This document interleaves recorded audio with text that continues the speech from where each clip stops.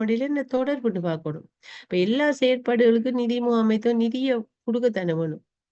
இப்போ ஒரு விளம்பரம் படுத்துறேன்னு நிதி கொடுக்கணும். அப்ப அந்த விளம்பரம் சரியானதா இல்ல உண்மையா தேவையா, இதுல செலவு கூட இருக்கா குறை இருக்கா, இதை விட குறைஞ்ச செலவுல அந்த விளம்பரத்தை செய்யலாமா என்னன்றத சரியாக பார்த்து கொடுக்க வேண்டியது நிதி முகாமைத்துவத்தினுடைய தொடர்பு. நிக்கிறேன் இஸ்ராயல். ஓகே. அதே போல நீங்க ஆளன்னைக்கு நான் சொல்லிட்டேன். இப்ப தொழிற்சாலையில என்ன செய்வாங்க, ஆட்கள் எடுத்தாங்கன்னு கேட்பாங்க. இன்னும் 2 ஸ்டாஃப் எடுத்தாங்கன்னு கேட்பாங்க. ஏன்னா அவங்களுக்கு வேலை லேசி. 10 பேர் செய்யற வேலையை 15 பேருக்கு இன்னும் 5 பேர் எடுத்தா இன்னும் லேசி தானே வேலைன்னு எடுத்து கேட்பாங்க. ஆனா நிதி முகாமைத்துவம் என்ன செய்யணும், அதை சரியா அப்ரூவ் பண்ணி மினிஸ்ட்ரி அப்ரூவ் பண்ணுமா, இந்த அப்பாயின்மெண்ட் கொடுத்தா சேலரி கொடுக்கணும், இந்த சேலரிக்கு அப்ரூவல் கிடைக்குமா, இல்ல இவங்களை வேர்க்கணும் அளவுகள் என்ன, அப்ப அந்த விஷயமெல்லாம் அலசி ஆராய்ஞ்சுதான் அவர் முடிவை சொல்லணும். ரைட். இதுகளை நீ எழுத வேண்டி வரும். சரியா? சும்மா இந்த பாடத்துல இருக்கிற அதே கேள்விகளும் கேள்விப்படு நேரடியாக கேட்குறேன்னு சொன்னா, இப்ப அது லிஸ்ட் அவுட் பண்ணுங்க, வரைவிலக்கணத்தாங்க, ரெண்டையும் வேறுபடுத்துங்க, இப்படின்னா என்ன அப்படின்னு கேட்குறேன். சரியான அப்படி கேட்கறதுக்கு 40 மார்க்ஸுக்குரிய சின்ன சின்ன கேள்விகள் இருக்கும். அப்படி கேள்வியும் சின்ன சின்ன கணக்குகளும் இருக்கும். அதுகளை செய்து அதை வடிவா செஞ்சா எல்லாரும் பாஸ் பண்ணலாம். ஆனா சில முக்கியமான கேள்வி பி கிரேட் எடுக்கிற பிள்ளைகள் இப்படி ஒரு மறைமுகமான கேள்விகளுக்கு தான் ஆன்சர் பண்ணக்கூடியவர்களா இருக்க வேண்டும். சரி, ஓகே. அடுத்தது நிதி முகாமைத்துடைய பாத்திரங்கள். அவர் என்னென்ன செய்யணும்? ரைட். நடிக்கு இவ்வளவும் செய்யணும். முதலாவது மூலதன சந்தையை விளங்கி கொள்ளணும். சந்தையில நிதி சந்தை, மூலதன சந்தை. அதுல நிதி சந்தையில ஒன்றுதான் மூலதன சந்தைங்கிறது.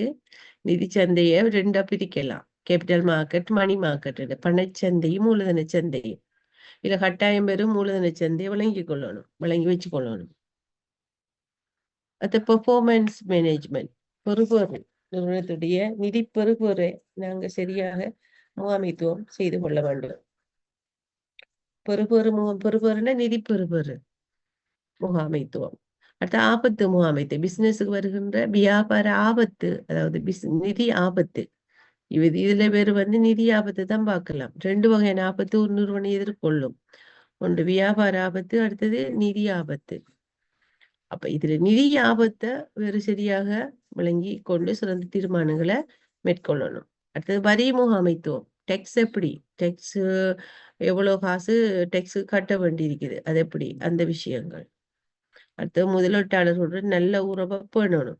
அதுக்காக மற்ற செக்ஷன்ல நான் கொஞ்சம் அவசரமா தான் முடிக்கணும். என்று சொன்னா இப்ப 30 ஹவர்ஸ்க்குரிய பாடத்தை நாங்க 8 ஹவர்லாம் உங்களுக்கு செமினாரா தான் செய்யறோம். அப்ப நீங்க நேரத்தோட எங்கேயாவது கேட்டு படிச்சுட்டு இருக்கணும். அல்லது இதை படிச்சாலும் இப்ப நான் முக்கியமான விஷயங்களை தான் உங்களுக்கு சொல்லுவேன். சரி, ஓகே. அதுல ஒரு 2 செக்ஷனா கொஞ்சம் டீப்பா படிப்பிப்பேன். ஏற்கனவே ஒரு செக்ஷன் படிப்பிச்சுட்டேன், தியரி கல்வி. ரைட். இப்ப பணத்தின் காலப்பெறுமதியில நாங்க பார்த்து கொண்டிருக்கோம். இந்த பணத்தின் காலப்பெறுமதியில எப்படி பாக்குறேன்னு சொல்லி, இதுல ஒருவர் ஒரு குறிப்பிட்ட தொகையை ஒரு குறிப்பிட்ட காலத்துல முதலீடு செஞ்சால் ஒரு குறிப்பிட்ட காலங்களின் பின்னர் அது எவ்வளவாக மாற்றம் அடையும் என்றது நாங்க பார்த்தோம் உதாரணம். அப்ப அதே போல 4 விஷயம் இருக்கு. இந்த 4 விஷயத்துல 3 விஷயங்கள் தெரியும் என்றால் அடுத்த விஷயத்தை நீங்க கண்டுபிடிக்கலாம். இப்ப உதாரணத்துக்கு இந்த கணக்கு நான் போன முறை உங்களுக்கு சொன்னேன். நீர் 1500 நீர் 1500 ரூபாவினை நீர் 5 வீத இணைந்த வட்டி வீதத்தில் 20 ஆண்டு திட்டத்தில் முதலீடு 20ஆம் ஆண்டு கிடைக்கும் தொகை 20ஆம் ஆண்டு முடிவில் கிடைக்கும் தொகை எவ்வளவு, உழைத்த வட்டி தொகை எவ்வளவு. ரைட். அப்ப இந்த கணக்கு ஒருத்தர் 1500 முதலீடு செய்யறார். அப்ப இதுல வாய்ப்பாடு இவ்வாறு இருக்கும். பிரசன்ட் ஃபியூச்சர் வேல்யூ, எஃபின்னா ஃபியூச்சர் வேல்யூ என், அது பிவின்னா பிரசன்ட் வேல்யூ 0. அப்ப எவ்வளவு அவர் முதலீடு செய்யறார், 1500 ரூபாய். இப்ப அவர் இருக்கிற காசு 1500 முதலீடு செய்யறார். 5 வீதம் வட்டி, அப்ப 0.05. 5 வீதம் 0.05. 1 + I 0.05. N 20 ஆண்டு காலம். அப்ப 20 அப்ப ஃபியூச்சர் வேல்யூ பார்க்குற நேரம் இந்த இந்த 1.05 இந்த 20ஆம் அடுக்க நீங்க கால்குலேட்டர்ல பார்த்துக் கொள்ளலாம். 1.05 இந்த 20ஆம் அடுக்கு அது கால்குலேட்டர்ல வச்சு நீங்க செய்யலாம். கட்டாயம் டேபிள் தரணும் இல்ல. அப்ப டேபிள்ல நீங்க டைரக்டா கண்டுபிடிக்கலாம். சரி, அப்ப அந்த டேபிள் நான் உங்களுக்கு சொன்ன future value single amount table. அதுல பாருங்க, இப்ப கையில டேபிள பிரிண்ட் அவுட் எடுத்து வச்சிருந்தா உங்களுக்கு லேசு. அப்ப அந்த இதுல பாத்தீங்கன்னு சொன்னால் 20 காலம் 5 வீதத்துக்கு நேர போனால் இந்த ஃபேக்டர் இருக்கு. இதை ஃபேக்டர்ன்னு சொல்றேன். அதாவது இந்த இவ்வளவும் சொல்றது என்னன்னா ஃபேக்டர் 2.6533ங்கிறது ஃபியூச்சர் வேல்யூ ஃபேக்டர்.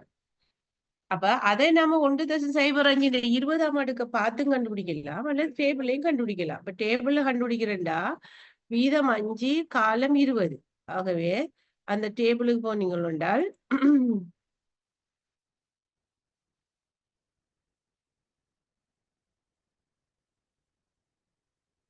இதுதான் டேபிள் என்று சொன்னால் இதுல பார்த்தா விளங்கும் உங்களுக்கு future value factor for single amount. இந்த இது future value can you see, உங்களை பார்க்கக்கூடியதா இருக்குதானே? டேபிள் தெரியுதா? ஓ மிஸ் தெரியுது. அப்ப 5 வீதம் 20. அப்ப 5க்கு நேரம் அப்படி எடுத்துட்டு அப்படியே வந்து 20க்கு வந்தீங்கன்னு சொன்னால் இந்த இருக்குது பாருங்க, 2.6533 இடத்துல இருக்குது. அப்ப இவ்வாறு நம்ம டேபிளை பார்த்தும் கண்டுபிடிக்கலாம், அல்லது வந்து நீங்க கால்குலேட்டர்ல அடிச்சும் கண்டுகொள்ளலாம். Right, okay. அப்ப அந்த மெத்தட் நான் போன கிழமை உங்களுக்கு சொல்லி தந்துட்டேன். நாங்க அடுத்த விஷயத்துக்கு போறோம். இப்ப இதுல நான் சொன்னேன், இப்ப இதுல இதுவும் உங்களுக்கு படிப்பிச்சு நான் ஃபியூச்சர் இதுல 4 தெரியாத கணியங்கள் இருக்குது. ஒன்று ஃபியூச்சர் வேல்யூ, அடுத்தது பிரசன்ட் வேல்யூ, அடுத்தது வட்டி வீதம், அடுத்தது காலம். இப்ப இதுல இந்த கணக்கை பொறுத்தளவுல 3 இந்த பிரசன்ட் வேல்யூவும் வட்டி வீதமும் காலம் வந்து ஃபியூச்சர் வேல்யூ கேட்டிருக்கு. ஸோ இதே கணக்க உங்களுக்கு ஃபியூச்சர் வேல்யூ தந்துட்டு இந்த பணத்தை உழைக்கிறதுக்கு எவ்வளவு காலம் தேவைப்படும் என்று கேட்டால் நீங்க காலம் எவ்வளவுன்னு கண்டுபிடிக்கணும். அப்ப இதேதான் அதுவும் நான் எவ்வாறு கண்டுபிடிக்கிறேன்னு சொல்லி உங்களுக்கு படிப்பிச்சுட்டேன்.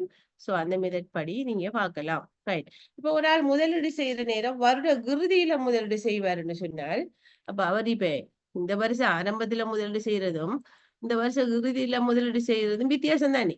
இப்ப ஒரு வருடம் ஏதாவது வருடத்துல இறுதியில முதலீடு செய்வார், வருடத்துல முடிவுல 1/1/2025 இல்லாம 31/12/2020 ஒவ்வொரு வருஷமும் கடைசியில அப்படின்னு சொன்னால் என்ன வரப்போகுது, என்னோட இந்த அதே வாய்ப்பாட்டுல மேலுக்கு அந்த எண்ணோட்ல இருந்து 1 கழிக்கணும். ஒரு வருஷம் உண்டா 1 கழிக்கணும். 2 வருஷத்துக்கு பிறகு முதலீடு செய்யறாருண்டா 2 கழிக்கணும். இப்ப 5 வருஷத்துக்கு பிறகு முதலீடு செய்யறாருண்டா 5 கழிக்கணும். ரைட், இப்ப உதாரணத்துக்கு ஒரு புள்ள உண்டு பிறந்து அந்த பிள்ளையோட 5வது பர்த்டே அண்டு அவருடைய தந்தை 1,00,000 காசு அவருடைய பேங்க்ல டிபாசிட் பண்றார். அப்ப அவருக்கு எவ்வளவு கிடைக்கும்னு சொல்லி கேட்டா, ஒரு 18 வயசு முடிகிற எவ்வளவு வரும்னு சொல்லி கேட்டா நம்ம என்ன செய்யணும், ஏற்கனவே 5 வருஷம் முதலீடு இல்லை, அப்ப 18 வயசு முடியகளை தானே எவ்வளவு உண்டு கேட்காங்க. இப்ப 18ல இருந்து 5 கழிக்கணும். ஒன்று கழிக்கிற மாதிரி 5 கழிக்கணும். இது ஒரு வருட இறுதியில தான் 1 கழிக்கிறேன். இப்ப 5 வருட இறுதினா 5 கழிக்கணும். 2 வருட இறுதினா 2 கழிக்கணும். ரைட், அதான் இன்னொரு வித்தியாசம். ரைட், அடுத்தது நீர் 10,000 ரூபாவை 8 வீதம் இணைந்த வட்டி வீதத்தில் வங்கி ஒன்று முதலீடு செய்தால் 20ஆம் வருட முடிவில் உமக்கு கிடைக்கும் தொகை எவ்வளவோ? என்ன சொல்லுங்க.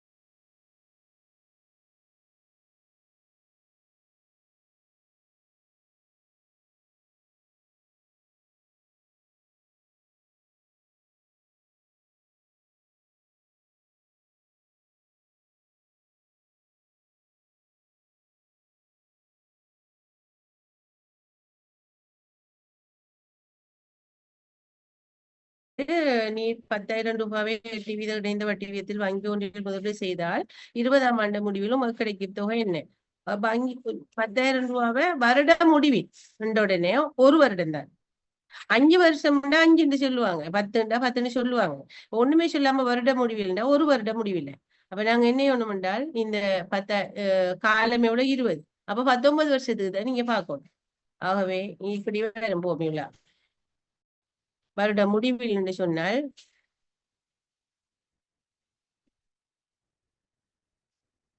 வருட முடிவில் 20வது வருட முடிவில். சரியா? 20 வருட முடிவில் இவ்விடத்துல நாங்க ஒன்றை கழிக்கணும். இது இது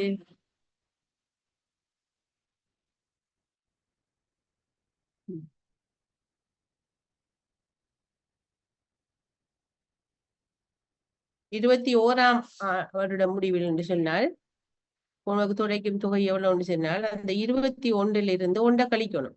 இடத்துல வரும் அப்படின்னு சொன்னா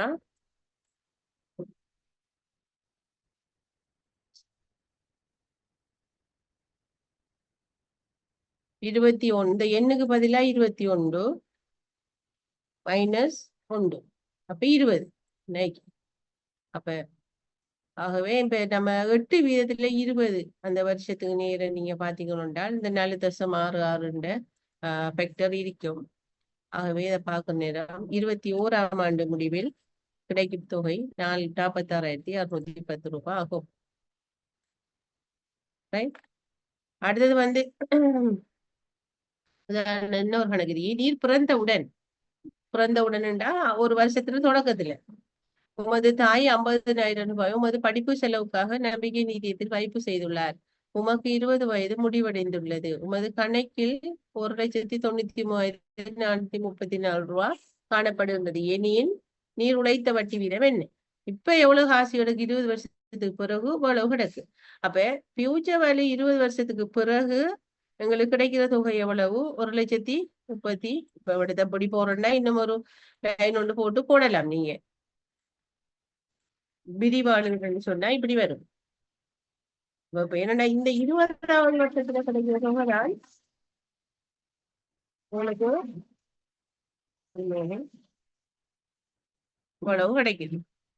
20ஆவது வருஷத்துல கிடைக்கிற தொகை மூலதனம்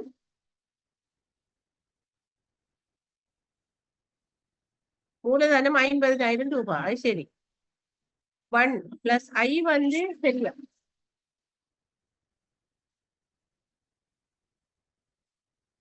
காலம் 20. சரி, உங்களுக்கு இதை கண்டுபிடிக்கணும். இந்த போமிலாவை தீர்த்து கொள்ளணும். தீர்த்து கொள்ற என்ன? இதை தீர்த்து I எவ்வளவுன்னு கண்டுபிடிச்சா சரி. இப்ப இதன்படி I எப்படி கண்டுபிடிக்கலாம்? இதால பிரிச்சு வாரதுதான் இந்த ஃபேக்டர். அப்ப இந்த 1,93,434 50 நேரத்துல பிரிக்கணும். பிரிச்சா வாரதுதான் 1 + I × 20ஆம் அடுக்கு.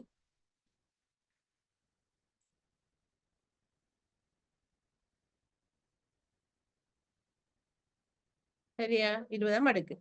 இப்ப நாங்க என்ன சொன்னோம்? அப்ப இதை பிரிச்சா 3.867 1 + I × 20. அப்ப அந்த இன்னைக்கிற இவ்வளவையும் சேர்த்து சொல்றதுதான் ஃபேக்டர் என்று சொல்றது. இதுதான் ஃபேக்டர். சரியா? அப்ப இந்த ஃபேக்டருக்கு அந்த டேபிள்ல போய் தேடணும். அல்லது இதை கணித ரீதியாக தீர்க்கிறண்டால் உங்களுக்கு கொஞ்சம் கஷ்டம். அப்ப டேபிள்ல போய் தேடினீங்கன்னு சொன்னால் இந்த 20க்கு நேர இந்த பெறுமதி எங்க கிடக்குன்னு தேடணும். 3.867 எங்க கிடக்குன்னு தேடணும். வருஷம் 20க்கு நேரம் அப்படி பார்த்து போற நேரம் ஒரு இடத்துல கிடக்கும். அல்லது அதுக்கு அந்நிய பெறுமதி கிடக்கும். செட்டியாதை இல்லாம ஒரு அந்நிய பெறுமதியும் கிடக்கும். கிடந்த அதுக்கு நேர மேலுக்கு பாத்தீங்கன்னா வர்றதுதான் அதனுடைய வட்டி வீதம். இந்த கணக்கின்படி 7 வீதம் வருது. அப்ப உதாரணத்துக்கு என்ன இதை ஃபேக்டர் என்ன வச்சு கொள்ளுங்க. 3.867. அப்ப இது எவ்வளவு கணக்குன்னு நான் காட்டுறேன் எப்படி பாக்குறேன்னு. காலம் 20.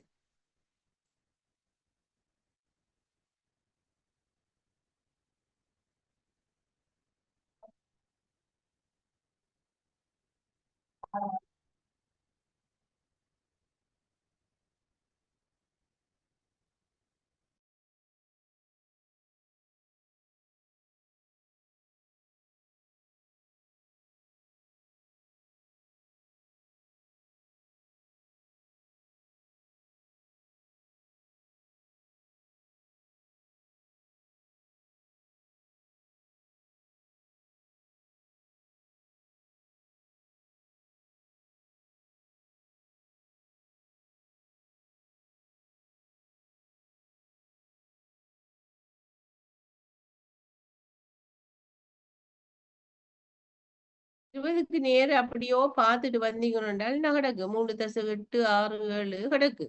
8, 6, 9 கிடக்கு. எங்க கிடக்குன்றால் சரியா பாருங்க. அப்படி நேர பார்த்தோம்னா 7க்கு நேரம் கிடக்கு. ஆகவே 7 வீதம் தான் அதனுடைய வட்டி வீதமாக காணப்படுது. அப்ப இந்த ஃபேக்டர் கிடக்குது 20ன்னா 20க்கு நேரம் அப்படி பார்த்துக்கிட்டு வந்தா அதோட கிடக்குன்னு. அல்லது அதே வலு இல்லைன்னா அதுக்கு அண்மையை தான் எடுக்கணும். சரி, ஓகே.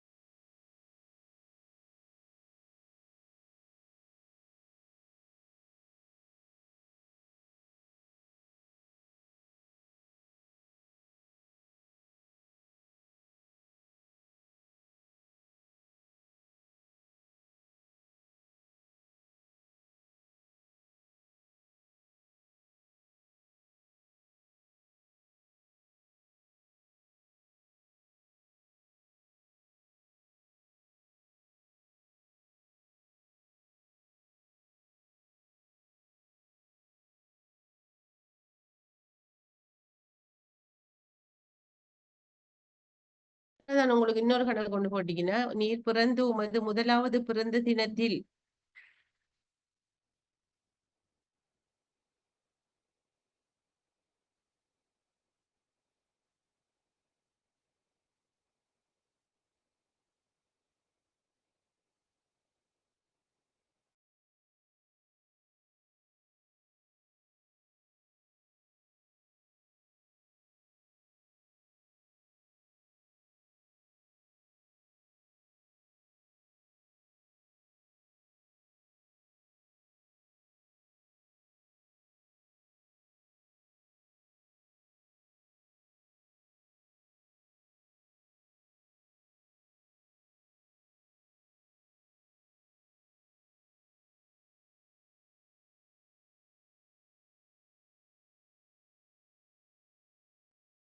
பாருங்க அதே மாதிரிதான் நீர் பிறந்து உமது முதலாவது பிறந்த தினத்தில் உமது தந்தை 75,000 ரூபாயினை உங்க படிப்பு செலவுக்காக வங்கி ஒன்றின் நிலையான வைப்பில் முதலீடு செய்துள்ளார். உமக்கு 21 வயது முடிவடைந்துள்ளது. உமது கணக்கில் 5,04,562 50% காணப்படுகின்றது. எனில் நீர் உழைத்த வட்டி வீதம் என்ன? அப்ப அதே மாதிரி வருட இறுதியில ஒரு வருஷம் முடி பிறந்த தினம்ண்டா அப்ப N-1ல 21ல ஒண்டா கழிச்சோம்டா இப்ப அவர்கிட்ட கிடக்குற காசு அக்கௌண்ட்ல இவ்வளவு கிடக்கு. வாப்பா போட்ட காசு இவ்வளவு. அப்ப இதுக்கும் என்ன செய்யணும்? ஐய கண்டுபிடிக்கணும். முதல் உள்ள முறையின்படி இதால பிரிச்சு எடுக்கிறது அந்த ஃபேக்டர்ஸ் 10% வரும்.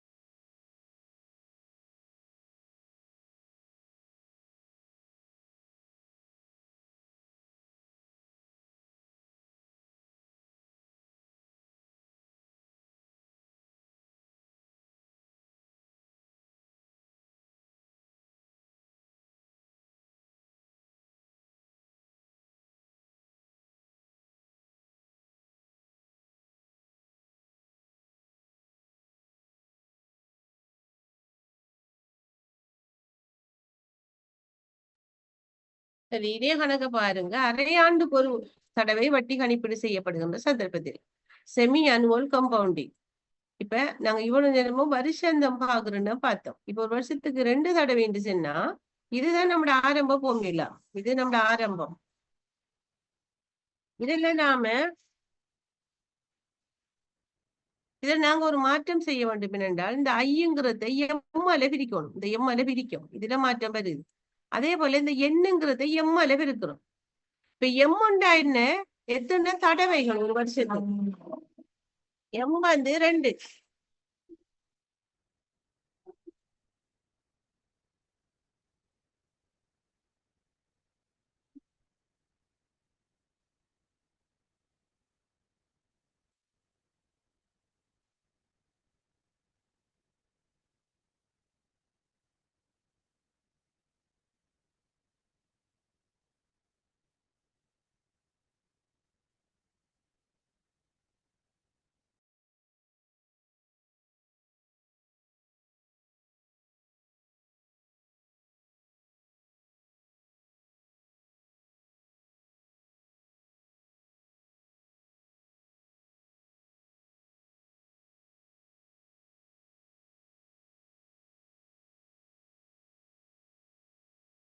ஒரு வருஷத்துல எத்தனை தடவைகள்? அப்ப எம்ங்கிறது எத்தனை தடவைகள் ஒரு வருஷத்துல காட்டும்.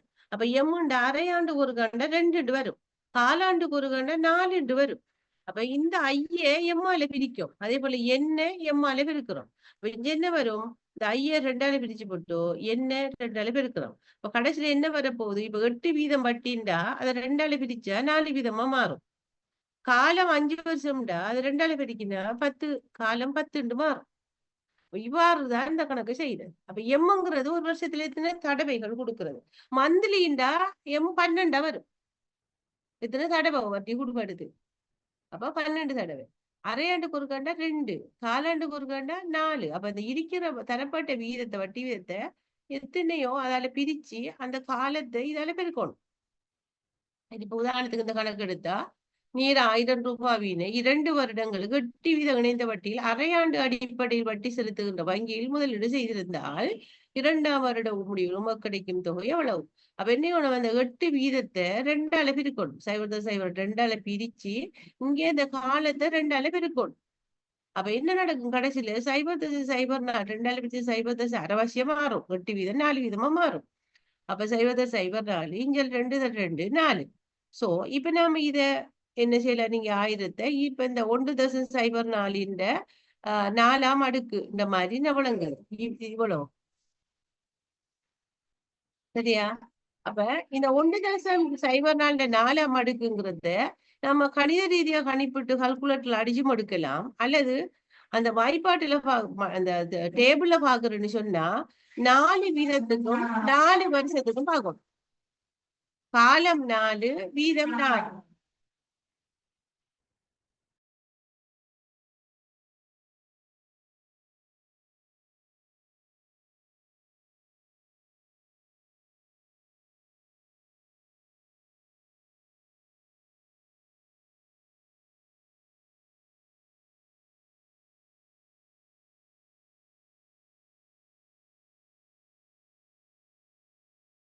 காலம் 4 வீதம் 4 1 தசம் நெருங்கி 1 6 9 9 சரியா? அப்ப இந்த 4 வீதத்துக்கு 8 வீதமா தந்திரிக்க ஆனா அரையாண்டுங்கிறதெல்லாம் 4 வீதமா மாறுது. 2 வருஷம்ங்கிறது பீரியட் 4ஆ மாறுது. அப்ப இன்னைக்கு இந்த பெருமதி 1.1699. நீங்க வேண்டா கால்குலேட்டர்ல அடிச்சு பார்க்கலாம். சேம் ஆன்சர் இருக்கும். சரி 1699.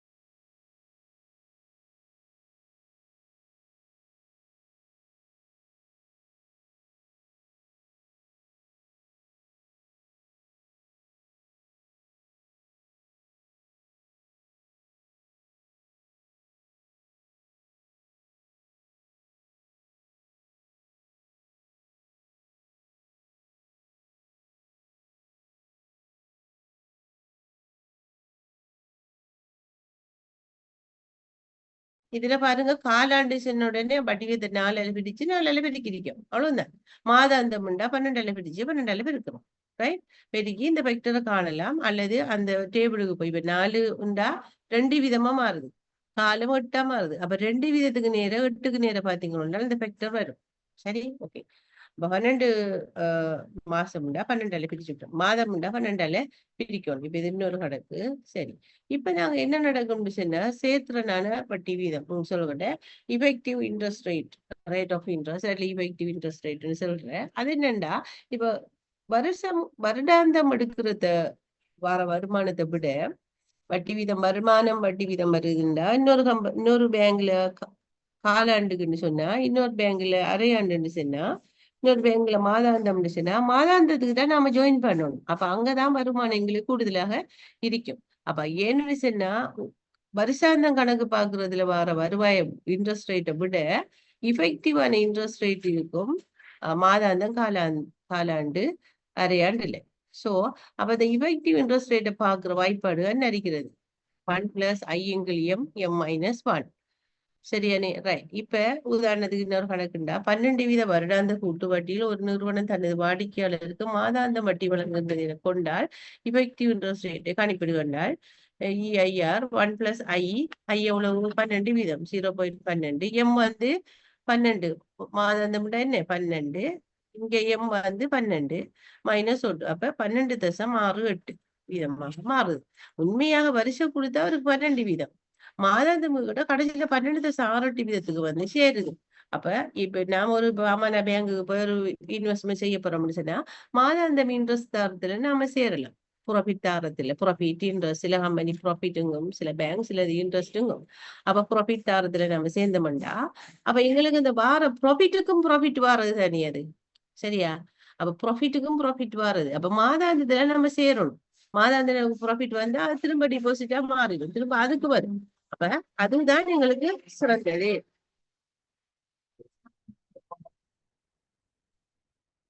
உதாரணமாக இந்த கணக்கு பாருங்க.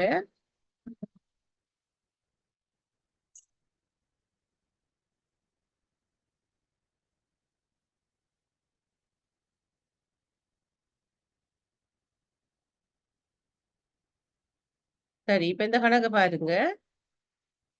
ஒரு கணக்கு நீர் சேமிப்பு கணக்கு ஒன்றை திறக்க விரும்புகிறேன் என கொள்க. 3 வங்கிகளில் சேமிப்பு கணக்கிற்கு வழங்குகின்ற வட்டி பற்றிய விவரம் கீழே தரப்பட்டுள்ளது. விவரம் நீங்க எந்த வங்கி நீர் சேமிப்பு கணக்கினை எந்த வங்கியில் திறக்க விரும்புகிறீர்கள்? ஏன்?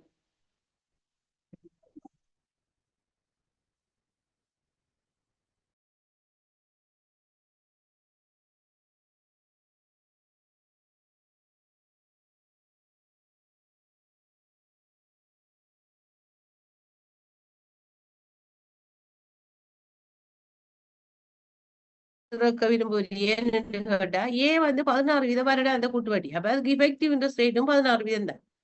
இந்த அரையாண்டுக்கும் காலையாண்டுக்கு நீங்க என்ன இஃபெக்டிவ் இன்ட்ரெஸ்ட் ரேட்டை கணிப்பிடணும். 15.5 அரையாண்டு. அப்ப அரையாண்டுக்கு 15.5 இஃபெக்டிவ் இன்ட்ரெஸ்ட் ரேட் என்ன வரும்னு கணிப்பிடுறேன். இதுக்கும் கணிப்பிடுறேன் காலாண்டுக்கும். கணிப்பிட்டு போட்டு என்ன வேணும் 3ஐயும் ஒப்பிட்டு பார்க்கக்கிட்ட எதுக்கு வீதம் கூட வருதோ அதுல நீங்க முதலீடு செய்யலாம். சரி, வருடாந்தத்தை பார்க்க தேவையில்ல. அரையாண்டையும் காலாண்டையும் இஃபெக்டிவ் இன்ட்ரெஸ்ட் ரேட்டை பார்த்து அதை 3ஐயும் கம்பேர் பண்ணி எது கூட இருக்கோ அதுல முதலீடு செய்யலாம். இப்ப நம்ம 16 வீதத்தை பார்த்தோம்னா இந்த 16 வருது. இங்க பாருங்க, மாற மாட்டான். சரி, அப்ப நாங்க அரையாண்டு பார்த்தோம்னு சொன்னா 2ஆல பிரிச்சா 16.1 வீதம் வருது. அந்த 15 வீதத்தை 4ஆல பிரிச்சா 15.86 வீதம் வருது. நீங்க கால்குலேட் பண்ணி பாருங்க. பிறகு ஃபார்முலா சொல்லிட்டேன் தானே. ரைட். ஆகவே இப்ப நம்ம பார்த்தா பேங்க் இல்லாத ஒரு வருஷம் எப்படி கணிப்பிட்டாலும் கூட அதான் விட வரும். அதனால கணிப்பிட தேவையில்லை. நான் அதான் சொன்னேன். வருஷம் 14 வருஷத்துல ஒன்றுதான். ஒன்று போட்டு பார்த்தா அதே தான் விட வரும். சோ கணிப்பிட தேவையில்லை. அரையாண்டு சொன்ன பிக்கு 16.1 வருது. மத்த சிக்கு பார்த்தோம்னா 15.86. ஆனா உண்மையாவும் 15 வீதம் கொடுக்குறேன்டாலும் இஃபெக்டிவ் இன்ட்ரெஸ்ட் ரேட் 15.86 வருது.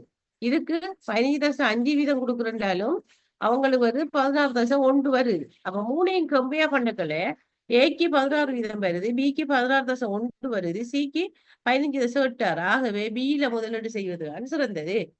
எங்களுக்கு தேவை எதுல வருமானம் கூட வருதோ அதுல முதலீடு செய்யணும். சரியா? அப்ப அதுல முதலீடு செய்வது சிறந்தது. ரைட். அப்படியான கணக்குகளும் பாஸ் பேப்பர்ல இருக்கு. இப்ப ஒப்பிட்டு முடிவெடுக்கிறேன். இப்ப அதுக்கு கணிப்பிட்டு தான் முடிவெடுக்கலாம் நீங்க. சரியானே? ரைட். இப்ப இது எல்லாமே இப்படின்னா என்ன செய்வீங்க? இப்ப உதாரணத்துக்கு இப்ப எல்லாமே 16 வீதம் எடுப்போமே. எல்லாமே 16 வீதம் தான்.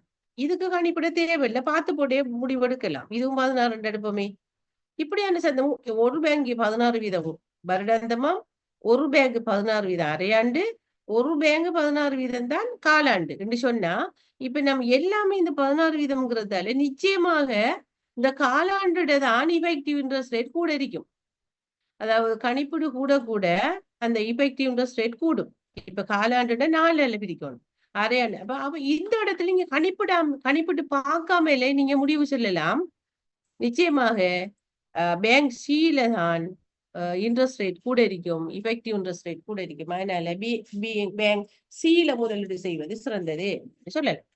எல்லாம் ஒரு வீதம். ஆனா வித்தியாசமான வீதம் தரப்பட்டிருக்குமாக இருந்தால் முதல் சொன்ன மாதிரி அப்ப நீங்க என்ன செய்யணும்? இதுக்கு 15 இருந்த, இதுக்கு 15+5 இருந்த, அப்ப என்ன செய்யணும்? கணிப்பிட்டு தான் முடிவுக்கு வரணும். ரைட்? ஓகே. இதான் ரெண்டுக்கும் உள்ள வித்தியாசம். சரி, ஓகே. அப்ப அதே போல அடுத்தது இன்னொரு கணக்கு வருது. நீ தற்பொழுது 2000 ரூபாவினை 8 வீத காலாண்டு கூட்டுவட்டில் முதலீடு செய்வதை பெற்றுக்கொள்ள எவ்வளவு காலம் தேவைப்படும்? அந்த முந்தி செய்த மாதிரி இதை அப்ளை பண்ணணும். எவ்வளவு காலம் தேவை? சரியா? அப்ப எங்கள் ஃபியூச்சர் வேல்யூ 4416 தந்திரிக்கு, அவங்களுக்கு முதலீடு 2000 தந்திரிக்கு. 1+ காலாண்டுங்கிறதால அந்த வட்டி விகிதத்தை 4ஆல பிரிக்கணும். இதை 4ஆல பிரிக்கணும். கடைசியில இப்படி வந்து இப்படி நிக்கும். சரியா? இப்ப நீங்க என்ன செய்யணும்? இந்த ஃபேக்டரை தேடணும். இந்த ஃபேக்டரை தேடி நீங்கள் வந்தால் அந்த இதுல சும்மா சாதாரணமாக ஃபியூச்சர் வேல்யூ டேபிள்ல தேடினா அது கிடக்குற இடத்துல வாரது இந்த 4 எண்ணுக்கு சமன். இன்னைக்கு 4 எண்ணுக்கு தான் அது சமன். 4 எண்ணுக்கு தான் சமனா வருது. நரி இதை இதால பிரிச்சா இது வருது. சோ அப்ப இதால பிரிச்சு 4 எண்ணுக்கு அப்ப ஒரு எண் வந்து 10 வரும். அதாவது இந்த ஃபேக்டர் இந்த 2.208ங்கிறது 2.208ங்கிறது எவ்வளவு கிடக்கு? அதான் ஃபேக்டர். இவ்வளவுடையும் நினைக்கிறேன். இவ்வளவும் சேர்ந்துதான் இப்ப ஃபேக்டர். இங்க அவ்வளவு சேர்ந்துதான் ஃபேக்டர். அப்ப நம்ம என்ன செய்யணும்? இந்த 2.208 எங்க கிடக்குன்னு தேடணும். எதுல? அந்த ஃபியூச்சர் வேல்யூ டேபிள்ல 2.208 எங்க கிடக்குன்னு பார்த்தா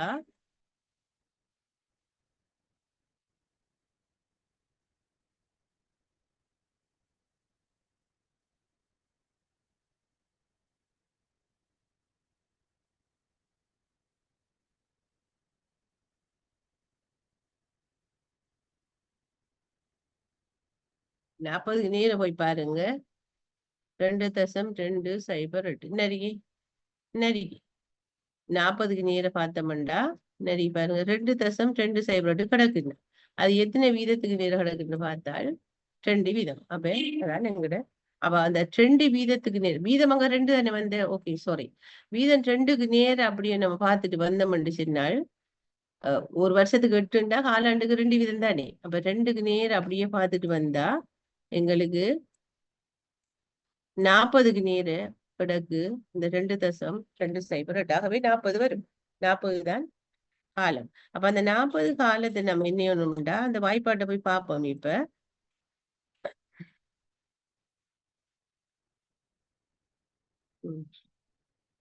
இப்ப 2 வீதத்துக்கு நேர பார்த்துக்கு வந்தா இந்த 4 எண்ணுக்கு தான் அந்த 40 வருது. எண்ணுக்கு வரல. அப்ப ஒரு எண் எவ்வளவு வரும்? 10 வரும். முந்தைய கணக்குல அப்படி இருக்கல. அது வேற. அது எண்ணுண்டே இருந்துச்சு. அப்ப அப்படியே போட்டுட்டீங்க. இப்ப இவ்வளத்துல இருக்கிறது எல்லாம் சேர்ந்து எவ்வளவு? 4 எண் அறிகிறது. 4 எண். இந்த 4 எண் சேர்ந்து தான் இந்த ஃபேக்டர். ஆகவே 40 சொன்னா அப்ப ஒரு வருஷத்துக்கு அந்த காலம் 10 வரும். சரி. இப்ப அடுத்தது ஆண்டு தொகையின் இணைந்த பெறுமதி. இப்ப இவ்வளவு நேரம் பார்த்தது ஒரு சிங்கிள் அமௌண்ட் ஒரு குறிப்பிட்ட தொகையை முதலீடு செஞ்சு ஒரு குறிப்பிட்ட காலத்தின் பின்னர் அவருக்கு எவ்வளவு கிடைக்கும். அது காலாண்டு வட்டிண்ட எப்படி கிடைக்கும், மாதாந்தம்ட எப்படி, வருடாந்தம்ட எப்படி, அரையாண்டுக்கு ஒரு கட்டை எப்படி, இஃபெக்டிவ் இன்ட்ரெஸ்ட் ரேட் எப்படி பாக்குறேங்கிற விஷயத்தை தான் இப்ப பார்த்தேன். இப்ப அதுல அடுத்த கட்டம் ஆண்டு தொகை ஒவ்வொரு வருஷமும் முதலீடு செய்ய ஒரு தடவை முதலீடு செய்யல, ஒவ்வொரு வருஷமும் அல்லது ஒவ்வொரு மாதமும். ஆண்டு தொகையின் கருத்து ஆண்டு இல்லை, வருஷம் என்று எடுக்கப்படா. ஆண்டு தொகைங்கிறது அது என்ன, சமமான தொகை சமமான கால இடைவெளியில ஒரு முதலீடு செய்யப்படும் என்று சொன்னால் அது ஆண்டு தொகைன்னு சொல்றேன். சமமான தொகை சமமான கால இடைவெளி, அது மாதமாகவும் இருக்கலாம், வருஷமாகவும் இருக்கலாம், ஒரு 3 மாதத்துக்கு ஒருக்காவும் இருக்கலாம். சமமான கால இடைவெளியில சமமான தொகை, அதுதான் ஆண்டு தொகைங்கிற. ஆண்டுன்ற உடனே ஆண்டு எடுக்கப்படா. அது ஆண்டாவும் இருக்கலாம், மாதமாவும் இருக்கலாம், நாளாவும் இருக்கலாம், கிழமையாவும் இருக்கலாம். ரைட். இப்ப அப்படின்னா அவரு ஒரு தடவை முதலீடு செய்யல, நிறைய தடவை. சமனான தொகை சமகால இடைவெளியில. இப்ப சில பிள்ளைகளுக்கு சில பேரண்ட்ஸ் வந்து அவங்களுக்கு அவங்களோட சேலரியில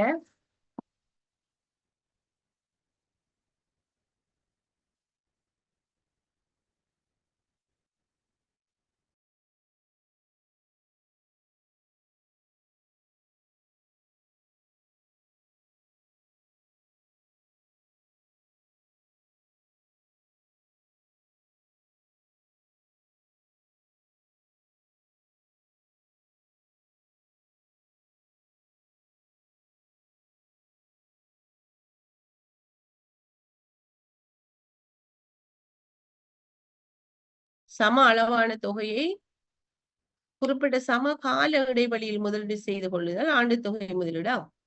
சரியா? அப்ப அனியூட்டிங்கிறது ஆண்டு இல்ல, சமமான கால இடைவெளியில சமமான தொகை பரிமாற்றப்படும் என்று சொன்னால் முதலீடு செய்யப்படும் அது ஆண்டு தொகை. அப்படி வந்தா வாய்ப்பாடு இவ்வாறு இருக்கும். முந்தைய வாய்ப்பாடை விட இப்ப வாய்ப்பாடு மாறிடும். சரி, முந்தி ஒவ்வொரு ஆண்டு முண்டை எப்படி செஞ்சாங்க, சின்ன வாய்ப்பாடு.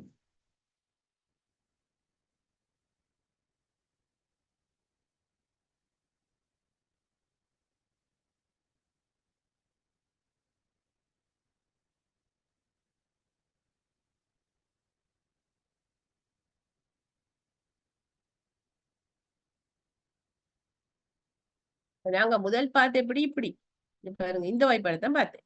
இது ஒரு தொகை போடுறோம், ஒரு தரம் தான் போடுறோம் காசு. இப்ப இது அப்படி இல்லையே. அப்ப இது ஒவ்வொரு குறிப்பிட்ட கால இடைவெளியிலையும் காசு போடுறாங்க. சில பேரண்ட்ஸ் வந்து பிள்ளைகள் அக்கௌண்ட்ல மாதம் போல போடுறேன் அப்படின்னு போட, ஒவ்வொரு வருஷமும் இவ்வளவு போடுறேன். சில ஒவ்வொரு நாளும் முதலீடு செய்யறாங்களும் இருக்காங்க. ஒவ்வொரு நாளும் ஆட்டோமேட்டிக்காக ஒரு ஒரு ஓர்டர் கொடுத்து வைப்பாங்க பேங்குக்கு, பிள்ளைட அக்கௌண்ட்டுக்கு ஒவ்வொரு நாளும் ஒரு 100 ரூபாவை ஒரு 1000 ரூபா பிளஸ் டிபாசிட் பண்ணுவாங்க. அதை ஒவ்வொரு கிழமையும் டிபாசிட் பண்ணுவாங்க. அப்படியான சந்தர்ப்பத்துல எப்படிங்கிறது தான் இது. ஆகவே ஆண்டு தொகை இந்த வாய்ப்பாடு இப்ப இவ்விடத்துல என்ன நடக்க போகுதுண்டா, இவ்விடத்துல ஒரு தரம் தொகை ஒரு தரம் காலம். அப்ப இது இனி இல்ல, இந்த வாய்ப்பாடு வராது. இதுக்கு பதில எந்த வாய்ப்பாடு வரப்போகுதோ இந்த ஐக்கிய வாய்ப்பாடு வரப்போகுது. இதான் வாய்ப்பாடு பெருசாயிட்டு. சரியானே? இப்ப இதுல மற்ற டேபிள பயன்படுத்துறேன்னு சொன்னா அந்த வாய்ப்பாடு இப்படி சுருக்கம் அளிக்கும். PMD payments made during the same time period. Payment made during the same time period, அதான் டைம். சரியா? அல்லது ஏண்டு சில புத்தகத்துல ஏண்டு சுருக்கமா போட்டிருப்பா, அன்யூட்டி இப்படி இருக்கும், ஏண்டும் இருக்கும், இப்படி இருக்கும். சரி,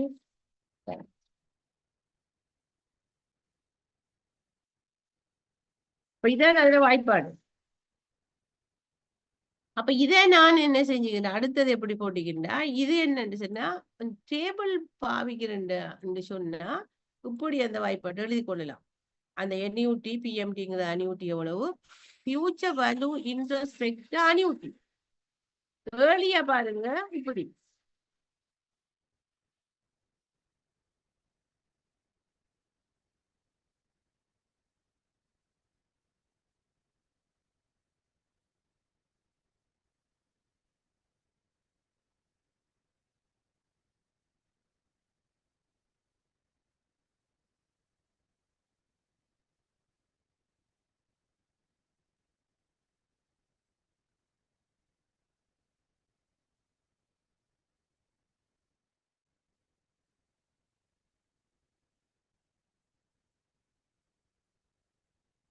முதல் நாங்க போட்ட வாய்ப்பாடு இப்படி, அந்த டேபிளை பயன்படுத்துற நேரம்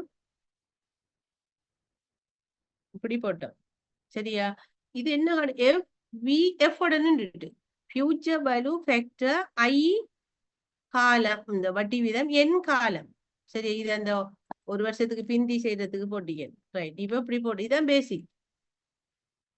இப்படி இருந்த ஃபார்முலா இது ஒரு தரம் முதலீடு செய்தா இதான் இது. அப்ப ஃபியூச்சர் வேல்யூ ஃபேக்டர் வரும். இங்க ஃபியூச்சர் வேல்யூ இன்ட்ரெஸ்ட் ஃபேக்டர் அனியூட்டி என்று சொல்லி வந்துடுயே. ஆகவே டேபிள் வந்து ரெண்டாவது டேபிள்ல தான் நீங்க பாவிக்கணும். டேபிள் பாவிக்கிறேன் அல்லது மெட்ஸ் முறைப்படி மெத்தமெட்டிக்கா இவ்வாறு செய்யலாம். ரெண்டு முறையும் ஒரே இதைத்தான் காட்டும். அப்ப இப்ப அதுக்கு வாய்ப்பாடு நெருங்கி இங்க பாருங்க, நெருங்கி இந்த மேலுக்கு இருக்கும் பவியண்ணா தமிழ் கொஞ்சம் வாங்கல ஃபியூச்சர் வேல்யூ ஃபேக்டர் ஃபார் அனியூட்டிஸ் இருக்கும். அப்ப இந்த அனியூட்டி சொல்லி இருந்தா அதான் அடுத்த டேபிள். நான் ஒன்று போட்டிக்கேன், அது இது ஒன்றை போட்டிக்கேன், நான் பிரச்சனை இல்லை. இதான் ஒன்று அதான் ஒன்று இல்லை, ஏதோ ஒரு இந்த டைட்டில பார்த்து கண்டுபிடிச்சா சரி. இதுல நான் ஒன்று போட்டிக்கதால இது ஓராவது டேபிள். என்னது ஃபியூச்சர் வேல்யூ ஃபேக்டர் ஃபார் அனியூட்டிஸ். முந்தையதுல என்ன இருந்தா future value factor for single amount. இப்ப அனியூட்டிஸ். இப்ப நாம எப்படின்னு பார்ப்போம். ஓ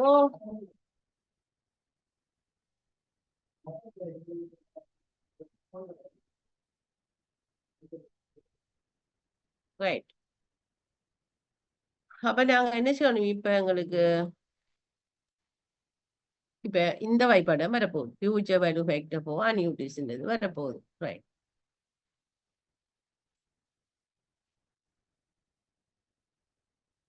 இப்ப அது டேபிள் எப்படி பாக்குறோன்னு நான் காட்டிட்டேன். வீதத்துக்கு நேர அந்த காலத்துக்கு நேர பார்த்தா சரி. ரைட். அது வாய்ப்பாடு முக்கியம். இப்ப ஒரு கணக்கு எடுத்து பார்ப்போம். அதுலயும் சாதாரண ஆண்டுக்கு ஆர்டினரி அனியூட்டி ஒன்று இருக்கு. சரியா?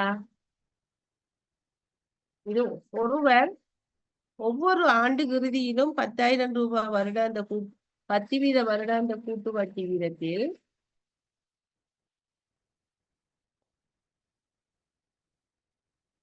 ரூபாய் 20,000 முதலீடு செய்திருந்தால் 3ஆம் வருட முடிவில் அவருக்கு கிடைக்கும் தொகை எவ்வளவு?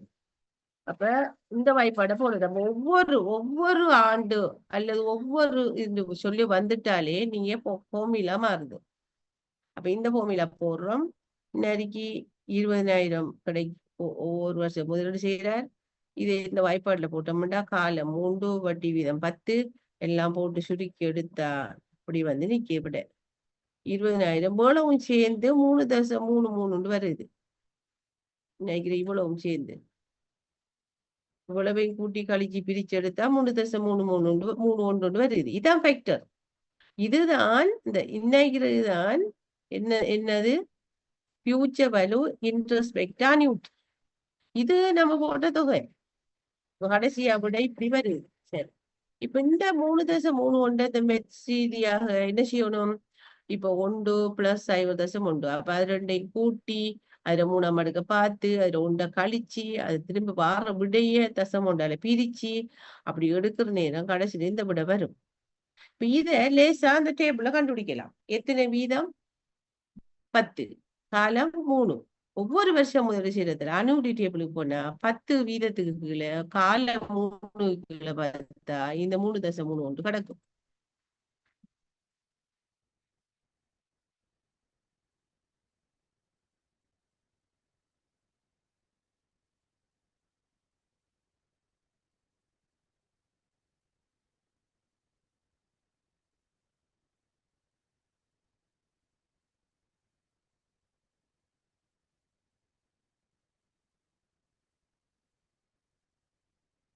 இந்த பாருங்க, future value factor for annuity table நறுக்கி எத்தனை வீதம்? 10 வீதம். காலம் எவ்வளவு? 3. அப்ப 10 வீதத்துக்கு நேர 3 காலத்துக்கு நேரம் 3 காலம் நறுக்கி இப்படியே வந்தா 10 வீதத்துக்கு கீழே பார்த்தா நறுக்கி பாருங்க 3.31 தெரியுதா? 3.31 ரைட். அப்ப அவ்வளவையும் பெருக்கி ஊட்டி பிரிச்சு அப்படி எடுக்கிறத விட 3க்கு நேர அப்படி போனோம்டா 10 வீதத்துக்கு கீழே பார்த்தா நறுக்கி 3.31 ரைட். அப்ப இந்த டேபிள் வந்து அதுல சுருக்கம் தானே, நம்ம கால்குலேட் பண்றதுக்குரிய சுருக்கமாக அதை எப்படி கால்குலேட் பண்ணதுங்கிறத காட்டி சொல்லுவோம். அப்ப அந்த ஃபேக்டர் வந்து 3.3 அப்ப ஆல்ரெடி நம்ம என்ன பண்ணுவோம் போட்டு பாருங்க 1.1 கூட்டினா 1.1 அதுல 3ஆம் அடுக்க பார்க்கணும். பார்த்த 1.33 அதுல 1 கழிக்கணும். கழிச்சு வார விடைய தசம் ஒன்றால பிரிக்கணும். பிரிச்சா வரும். அந்த டேபிள்ல போய் கடுப்பீங்க. ஆனா எல்லாம் நம்ம டேபிள்ல தூக்கி தெரியல அது நம்ம அப்ப நாம வாய்ப்பாட்டும் தெரிஞ்சு இருக்கணும். ரைட். அப்ப அந்த அடிப்படையில தான் வருது. அப்ப கடைசியா வருது 66,200 அப்ப அவர் 3 மாதம் போட்ட காசு எவ்வளவு 20,000 3 தரம் போட்டிப்பாரு. அப்ப 60,000 அப்ப 6,200 அவருக்கு கிடைச்ச வருமானம் அல்லது வட்டி ஆகும். சரி. அப்ப முறை 2 அந்த டேபிள் முறை 2 பாருங்க என்ன லேசி 20,000 அந்த டேபிள்ல இருந்து அந்த வலு எடுத்து போட்டு 2 பெருக்கினா நம்மள வந்துட்டு டேபிள் பாவிக்கிறது இலவு வரைக்கும். ஆனா டேபிள் தரலண்டா ஃபார்முலா தான் பாவிக்கும். ஓகே. ஃபார்முலாவை பாடமாக்கி அல்லது அது பாடமாக்கி நம்ம இல்லாம அதை விளங்கி கொண்டு முதலாவது ஒரு ஃபார்முலா தான் நீங்க பாடமாக்குற ஃபர்ஸ்ட்டுக்கு. அதுல இருந்து மத்தத்தை நீங்க அது என்னென்ன செய்யணும்ன்றத விளங்கி கொண்டா சரி. வருட ஆரம்பத்துல முதலீடு செஞ்சா என்ன, இறுதியில செஞ்சா என்ன, ஒரு வருஷம் பிந்தி செய்தா என்ன, அதுல என்னென்ன மாற்றம் வரும். அத மாதிரி அடுத்த இந்த ஃபார்முலா தான் பாடமாக்குற 2வது ஃபார்முலா. இது மட்டும்தான் வரும். அதை வச்சுதான் மத்ததெல்லாம் வரும். சரி. ஓகே. அப்ப ஒருவர் ஒவ்வொரு ஆண்டு 50,000 வெட்டி வீத கூட்டு வட்டி தரும் சேமிப்பு கணக்கில் 20 வருடங்களை முதலீடு செய்தால் கால முடிவில் கிடைக்கும் தொகை என்ன? ஒவ்வொரு ஆண்டும் 50,000. அப்ப போட்டு வந்தா கடைசியில கிடைக்குது என்ன இருக்கு 228 1 2 3 4 5 6 2,2 மில்லியன் 2.2881 மில்லியன் அப்படி எவ்வளவு 228 லட்சம். சரி. இல்ல 22,88,100 ரூபாய். அப்ப உண்மையாவது 20 வருஷத்துக்கு 50,000 படியோட வரும் 20 லட்சம் தான் வரும். இல்ல அப்ப அந்த 2,88,100 அவருக்கு கிடைச்ச வருமானம் இருக்கும். 20 காலமும் 50,000 ரூபாய் படி போட்டிருப்பார். 20 50 எவ்வளவு 1 லட்சமா 50,000 20 1 மில்லியன். எஸ். அப்ப இப்ப இது வந்து 2,28,00,000. அப்ப வாப்பா மத்த 1 லட்சம் 1,28,00,000 இன்ட்ரெஸ்டா கிடைச்சிருக்கு. ஏன் வருது பாருங்க இதுல வெட்டி விதத்தை 20க்கு பார்த்தா இந்த பிக்சர் இருக்கும். அப்ப குயிக்கா நாம இப்படியே கண்டுகொள்ளலாம். இதே இது கணக்குலயும் 3 விஷயங்களை தந்தோடு ஒன்றை கேட்டிருக்கோம். இது ஃபியூச்சர் எல்லாம் தந்தோட்டு ஃபியூச்சர் வலுவை கேட்டிருக்கு. அப்ப இதே மாதிரி ஃபியூச்சர் வலுவை தந்தோட்டு அனுட்டி தந்தோட்டு வட்டியும் கேட்கலாம் அல்லது காலத்தை கேட்கலாம். அது ஆண்டு தொகையும் கேட்டிருக்கு. இந்த கணக்குல எவ்வளவு அவர் மாதம் போட்டிருக்காருன்ற கேள்வியை கேட்டிருக்கு. ஒருவர் 5 வீத வருடாந்த கூட்டு வட்டி விகிதத்தில் 5 ஆண்டுகளுக்கு பின்னர் 10,000 ரூபாய் பெற்றுக் கொள்வதற்கு ஒவ்வொரு வருட இறுதியும் எவ்வளவு சமத்தொகையை அவர் முதலீடு செய்தல் வேண்டும். அப்ப அணிவூட்டி எவ்வளவு உண்டு கேட்டிருக்கு. இப்ப நாங்க என்ன செய்யணும் இதே போல இன்னைக்கு வாய்ப்பாடுல போட்டுருக்கு ஒரு 5 வருஷத்துக்கு 10,000 கிடைக்குது. 10,000 1 லட்சம் 10,000 கிடைக்குது. இந்த எவ்வளவு மாதம் போட்டோங்கிறது தான் தெரியும். மாதமா சமான தொகையை வருட இறுதியில் ஒவ்வொரு வருட இறுதியிலும் அப்ப ஒவ்வொரு வருஷம் எவ்வளவு போட்டோன்னா கண்டுபிடிக்கணும். அணியூட்டி தெரியா 5 வீதமும் 5 காலமும். அப்ப அணியூட்டி டேபிள் 5 வீதத்துக்கும் 5 காலத்துக்கும் போனா இந்த வருமானம் கிடக்கும். அப்ப இப்ப இந்த 10,000 இதால பிரிச்சிய ஒரு ஃபேக்டர் ஒன்று வருது. அதால அதுல வருது இதால பிரிச்சோன்னு வார இந்த இதுதான் அணியூட்டி தான் போட வேண்டிய தொகை ஒரு மாசம். அடுத்த கேள்வி அணியூட்டி டியூ இவ்வளவு நேரம் பார்த்தது சாதாரணமான அணியூட்டி. அணியூட்டி டியூண்டா ஃபார்முலா திரும்ப மாறுது. 3வது ஃபார்முலா படிக்கீங்க எப்படி வர போகுது. அதே ஃபார்முலாவோட அணியூட்டி டியூண்டா ஒவ்வொரு வருட ஆரம்பத்துல முதலீடு செய்யறேன். அணியூட்டின்றாலே ஒவ்வொரு வருஷம் முடிவுல இருந்து செய்யறேன். அதை விட்டு போட்டு ஒவ்வொரு வருஷம் ஆரம்பத்துல அப்படின்னு சொன்னால் ஏற்கனவே உள்ள ஃபார்முலா இவ்வளவும் ஏற்கனவே உள்ள ஃபார்முலா இவ்வளவும் ஏற்கனவே உள்ள ஃபார்முலா இன்னைக்கு இவ்வளவு. அப்ப அது உங்களுக்கு தெரியும். 2 ஃபார்முலா பாடமாக்கணும், அதை பாடமாக்கிடுவீங்க. அப்ப அணியூட்டி டியூண்டா மேலே 1+i சேர்க்கிறேன். அப்படித்தான் படிக்கணுமே தவிர இந்த வாய்ப்பாடு இப்படியே நான் பாடமாக்கணும்டா நீங்க பாடம் வரவே வராது. அல்ல டேபிள் தந்தா டேபிளை யூஸ் பண்ணுவீங்க. அப்ப உங்களுக்கு என்ன செய்யணும்? அணியூட்டி டியூண்டா ஒவ்வொரு வருட ஆரம்பத்துல முதலீடு செய்யறா அது நம்ம ஏற்கனவே ஃபார்முலாவோட 1+i பெருக்குறேன். அதால பெருக்குறேன். பிளஸ் இல்ல இடத்துல பெருக்கல் அடையாளம் 2 பிரக்கெட்டுக்கு இடையில எப்பயும் பெருக்கல் அடையாளம் தான் இருக்கும். நம்ம பெருக்குறேன் அவ்வளவுதான். அல்லது ஃபார்முலா இப்படி எழுதுறேன். பூச்சவலு இன்ட்ரோஸ்பெக்ட் அணியூட்டி IN I வீதம் காலம் எண் 1+i. உதாரணமாக ஒவ்வொரு வருட ஆரம்பத்திலும் ரூபாய் 1000 10% கூட்டுப்பட்டியல் முன்னேறி முதலீடு செய்தால் ஒருவர் போடுவோமே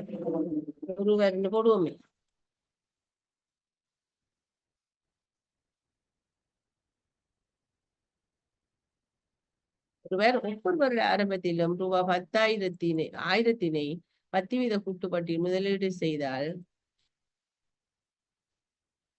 அவருக்கு 3ஆம் வருட இறுதியில் கிடைக்கும் தொகை எவ்வளவு? எவ்வளவு முதலீடு செய்தால் 1000. வாய்ப்பாட்டு எழுதுறோம். இந்த ஒவ்வொரு வருட ஆரம்பத்துல இன்னொரு 1+i போடுறோம். அப்ப தீர்த்துக்கு வந்தோம்னா 3640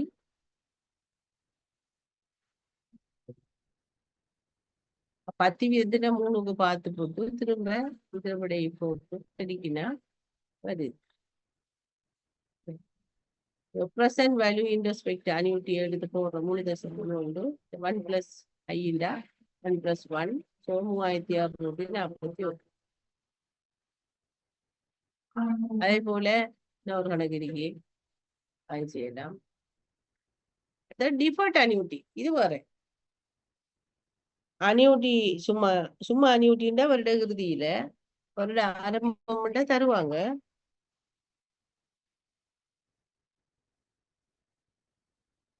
ஹலோ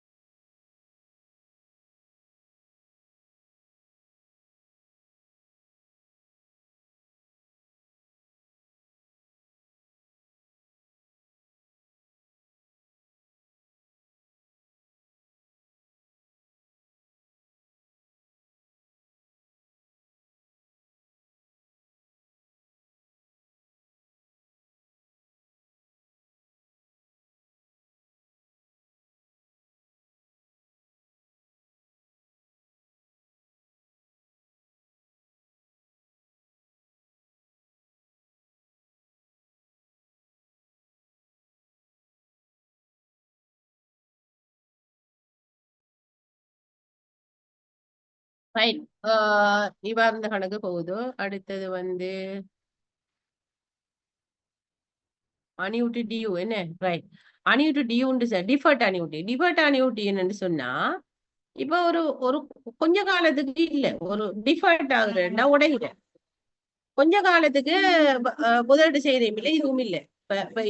இப்ப பாருங்க 2ஆம் வருட முடிவிலிருந்து வருடாந்தம் 500 ரூபாவினை 10% வருடாந்த கூட்டு வட்டியில் 3 வருடங்களுக்கு நீர் முதலீடு செய்திருப்பேன். 4ஆம் வருட இறுதியில்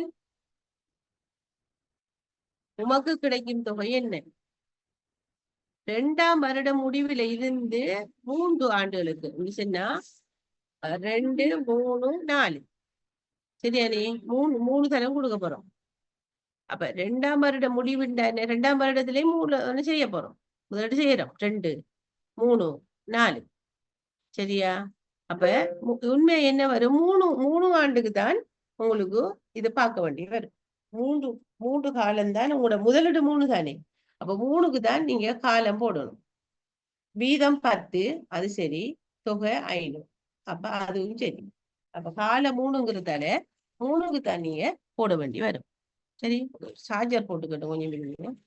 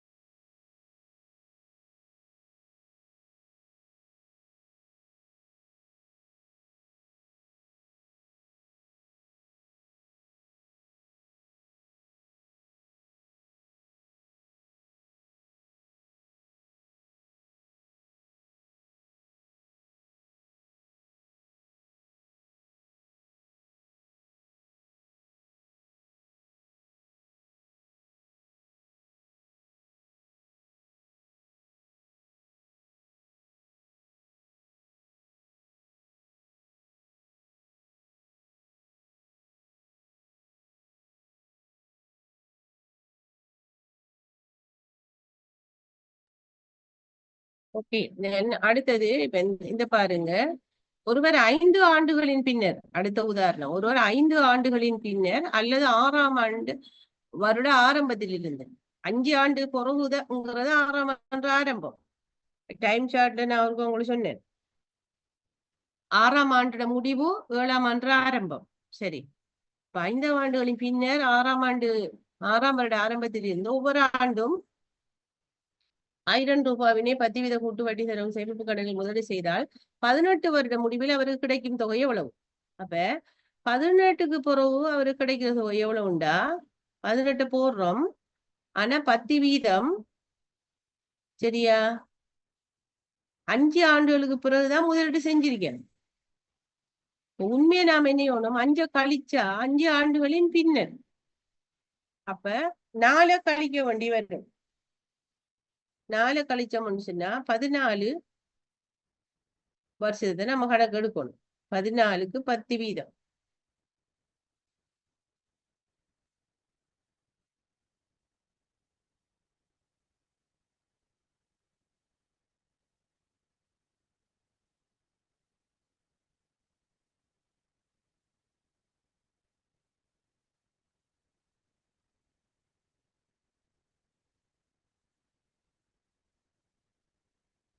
14க்கு 10 வீதம் 27,975 நெருக்கி 14க்கு நேரு 18 வருஷம் இருந்தாலும் 14க்கு தான் பார்க்கணும்.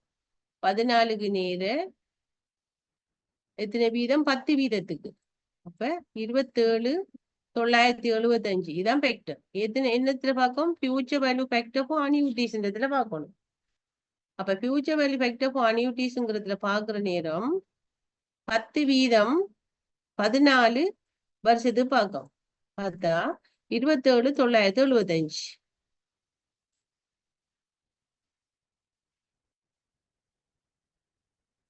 இது வரப்போகுது 27,975. உண்மையா விடத்த போனது அப்படி உங்களுக்கு கஷ்டம்னா நீங்க 14 போட்டா சரி, அது ஒரு இஷ்யூ இல்லை. 18 தான் வந்திருக்கீ, ஆனா 14 தான் இங்க போடணும். ஏண்டா 5ஆம் ஆண்டு பின்னர் 6ஆம் வருட ஆரம்பம் அப்படின்னா 5 ஆண்டு முடிவுல காசி போட்டுட்டார். அப்ப முன்னுக்கு 4 ஆண்டு தான் போடல. இப்ப 18ல 4 கழிக்கணும். கழிச்சா 14. இப்ப 10 வீதத்துக்கு நேரம் 14க்கு நேரம் பார்த்தா இந்த பெறுமதி இது கிடைக்கும். ஆகவே அதுதான் FE 18ல உள்ள பெறுமதி. 18ங்கிற இவர்த்த மாத்தப்படா, அது 18 வருட முடிவுல தான்.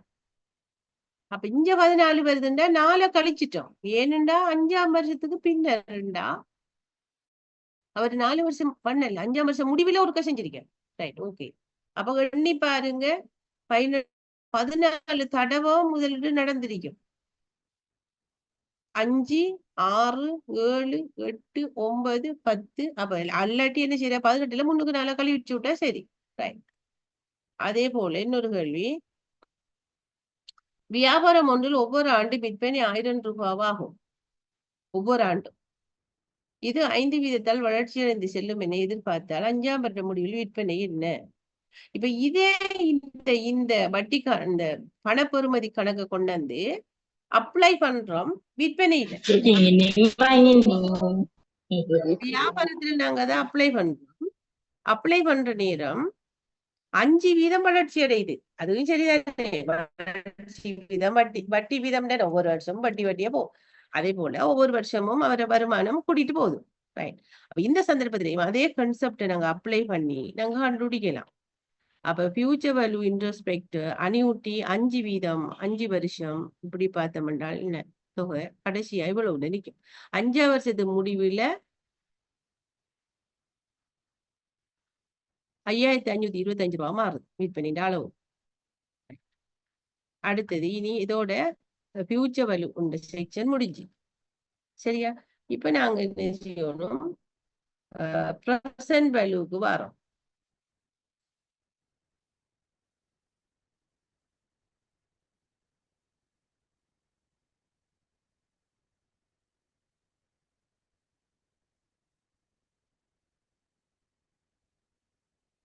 சரி, தற்போதைய பெறுமதி ப்ரெசன்ட் வேல்யூண்டா என்ன?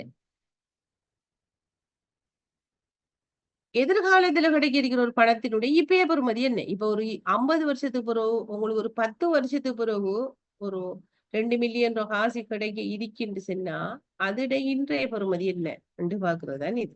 ஏன்னா எதிர்காலத்துல நமக்கு 2 மில்லியன் என்றாலும் அதுல பெறுமதி 2 மில்லியனை இருக்க மாட்டா.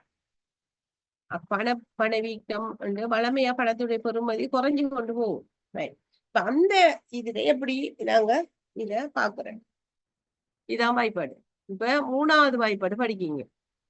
இடையில வர்றதை அட்ஜஸ்ட் பண்றதெல்லாம் அது அட்ஜஸ்ட் பண்ற வாய்ப்பாட்டை நீங்க பாடமாக்கப்படா. பாடமைக்கிற குழம்பிடுவீங்க. நீங்க அதுக்கு என்ன அட்ஜஸ்ட் பண்ற என்னங்கிறத விளங்கிதான் செய்யணும். ஃபார்முலாவுல இது 3வது ஃபார்முலா தான். சரியானே? ரைட். இப்ப ப்ரெசன்ட் வேல்யூ இப்ப அப்படித்தான் உங்களுக்கு ஃபார்முலா இப்ப பாடமாக்கி எடுக்க உங்களுக்கு இயலாம போனா நீங்க டேபிள் தந்தா டேபிளை யூஸ் பண்ணி செய்யலாம். ரைட். இப்ப தசத்துல வந்துட்டுச்சுன்னா டேபிளை பாவிக்கலாம். இப்ப 5.5 வீதம்ண்டா அந்த டேபிள்ல 5 வீதம் இருக்கு, 6 வீதம் இருக்கு. 5.5 வீதம் இல்ல. நீங்க என்ன செய்யணும் அப்படின்னா டேபிள்ல இருக்கிற 5ஐயும் 6ஐயும் எடுத்து 2ஐயும் கூட்டி 2ஆ பிரிச்சு வலு எடுக்கணும். டேபிள்ல 5.5 இருக்காது. 5.5 வீதம் இருக்காது. 5 வீதம் இருக்கு, 6 வீதம் இருக்கு. அப்ப 5 ஃபேக்டர் எடுத்து 6 ஃபேக்டரையும் எடுத்து ரெண்டையும் கூட்டி 2 பிரிச்சா தான் 5.5 ஃபேக்டர் வரும். அல்லது நீங்க இந்த வாய்ப்பாடு தான் செய்யணும். வாய்ப்பாடும் பாடமாக்கணும். ரைட். சோ இதுல 3வது வாய்ப்பாடு நீங்க படிக்கீங்க. 3வது வாய்ப்பாடு பிரசன்ட் வேல்யூவை பார்க்கும். பிபி இந்த பிரசன்ட் வேல்யூ பார்க்கும், ஃபியூச்சர் வேல்யூவை. இதெல்லாம் இதுல வாய்ப்பாடு. உண்மையா இந்த இது மேத்ஸ் தெரிஞ்சா நல்லா தெரியுமான பிள்ளைகள் அந்த ஃபியூச்சர் வேல்யூவை காண்ற வாய்ப்பாடை மாத்தி எடுத்தா இது வரும். ஃபியூச்சர் வேல்யூ பிரசன்ட் வேல்யூல இருந்து ஃபியூச்சர் வேல்யூ காண்ற வாய்ப்பாடை மாத்தி எடுத்தீங்களோட இது வரும் மேத்ஸ் முறைப்படி. ரைட். அப்ப அதுக்கு டேபிள்ல பாவிக்கிறேன், இப்படி பாவிக்கணும். Present value, future value, present value factor IN. அடுத்த டேபிள் எடுக்கணும். இப்ப 2 டேபிள் இது ஃபியூச்சர் வேல்யூக்கு முடிஞ்சு, மற்ற 2 டேபிளும் பிரசன்ட் வேல்யூக்கு. ரைட். இப்ப உதாரணத்துக்கு வருவோம். ஒருவருக்கு 10வது ஆண்டு வருட முடிவில் 20,000 ரூபாய் கிடைக்க இருக்கின்றது. அதன் இற்றை பெறுமதி என்ன? வேண்டப்படும் வருவாய் வீதம் 10 என கொள்க. வேண்டப்படும் வருவாய் வீதம் என்னதுக்கு தர? கழிவோட்ட வீதம். அப்ப கழிவோட்ட வீதம் எவ்வளவுன்னு சொல்லி தந்திருக்கின்றா, அதை 10 வீதத்தை தான் இன்ட்ரெஸ்ட் ரேட் எடுக்கிறேன். இங்க வந்து இன்ட்ரெஸ்ட் ரேட் தரல, கழிவோட்ட வீதம் அல்லது வேண்டப்படும் வீதம் அல்லது ஆக குறைந்த வருவாய் வீதம் அப்படி வரும். ஆகவே இந்த போட்டு வந்தீங்க என்றால் இந்த வாய்ப்பாட்டுல அதை அப்படியே தீர்த்து எடுத்துட்டு வந்தோம்னு சொன்னா நான் வந்து நிற்குது. நிற்குது 7,710 ரூபாய். அப்ப 10 வருஷத்துக்கு பிறகு கிடைக்கிற 20,000 ரூபாய் இன்றைய பெறுமதி உண்மையா 7,710 ரூபாய் தான். அப்படின்டா இதுல மறுகருத்து 10 வருஷத்துக்கு பிறகு கிடைக்கிற 20,000 ரூபாய் காசில அந்நேரம் அந்த பெறுமதி 7,710 ரூபாய் தான் இருக்கும். மற்றது அப்ப 7,710 ரூபாய்க்கு தான் சமம். அதனாலதான் மக்கள் என்ன செய்யறாங்கன்னா, காசை இன்றைக்கு கிடைக்கிற காசை இன்றைக்கு 20,000 கிடைச்சா இன்றைக்கு 20,000 தானே அதுல பெறுமதி. 10 வருஷத்துக்கு பிறகு கிடைக்கிறேன்டா 7,710 ரூபாய் தான் இதுல பெறுமதி. சரி, ஓகே. இப்ப அதே போல இந்த இருக்குது இத மத்த முறை 2 வாய்ப்பு அட்டவணையை பாவிக்கிறேன்டா. பிரசன்ட் வேல்யூ ஃபேக்டர் IN இதை போட்டோம்டா அது அதே மாதிரி விட வரும். சரி, இதை எப்படி நாங்க வாய்ப்பாடு எடுக்கிறேன்னு காட்டுறேன். அந்த டேபிள் எப்படி எடுக்கிறேன்னு பார்ப்போம்.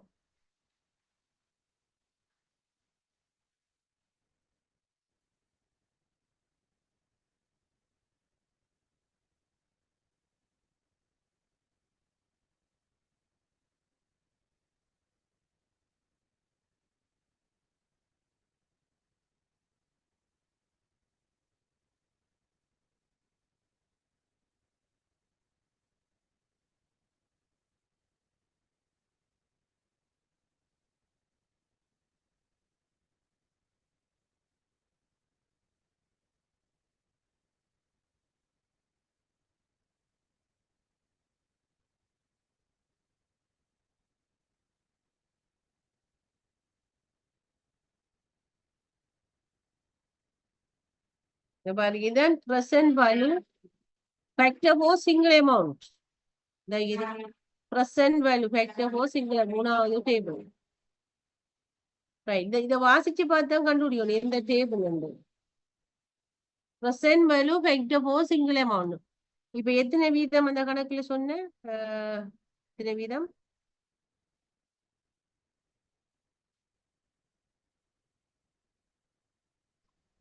10 வீதம்.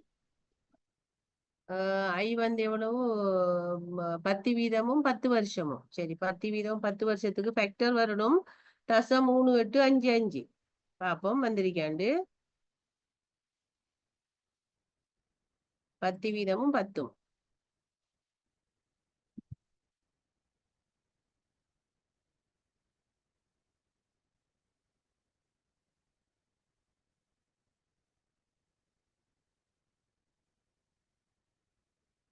சரி, 10 present value factor for single amount 10 வீதம் 10. இன்னைக்கு பாருங்க, 10 வீதத்துக்கு நேரம் இங்க 10க்கு நேரம் பார்த்தா நிறைய 0.3855.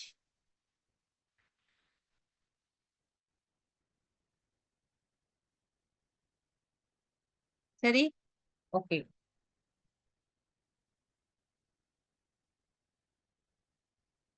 அப்ப ஈஸியா நீங்க 30, 0.38, 55 போட்டு போட்டு பெருக்கிட்டு அதை விட வரும். சரி, இப்ப ஆண்டு தொகை வந்தா என்ன செய்யுது? அது இல்லானே ஊட்டி ஒவ்வொரு வருஷமும் ஒரு ஆளுக்கு காசு கிடைக்குது. அது ஒரு எதிர்வரும் 35 ஆண்டிக்கு 36 இல்ல. அப்ப இப்படியானே இப்ப இருக்கு 35, 36, 37, 38 இருக்கு. ஆனா அந்த டேபிள சுருக்கி ஒரு 30 வரை 1, 2 வந்து விடும். மற சுருக்கி தந்துருக்கீங்க அந்த இடம் அந்த பேச்சை குறைக்கிறதுக்கு 36 இருக்குதான். ஆனா இந்த டேபிள்ல தரல. சரியா? அப்ப நாம என்ன செய்யணும்? மேத்தமெட்டிக் ரீதியாக தான் கால்குலேட் பண்ணி எடுக்கணும்.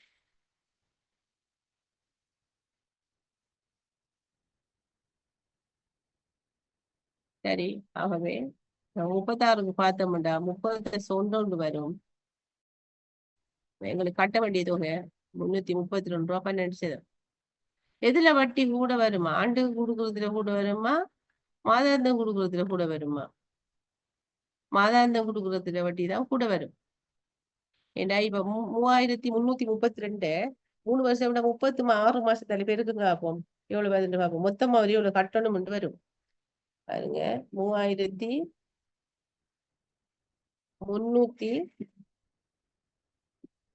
இல்ல 332 தசம் 1, 2 பெருக்குங்க 36 பெருக்கினா 11,956 ரூபா. சின்ன கடன் தானே இது. 1,00,000 10,000 எடுத்தது. சரியா? இது 1,00,000 இதை விட கூடும். 1 மில்லியன் எடுத்தா அதை விட கூடும். சரி, 11,956 ரூபா தான் வந்து சேரும். ஆனா நம்ம போட்ட எவ்வளவு? 10,000. 10,000 தானே கிடைக்குது.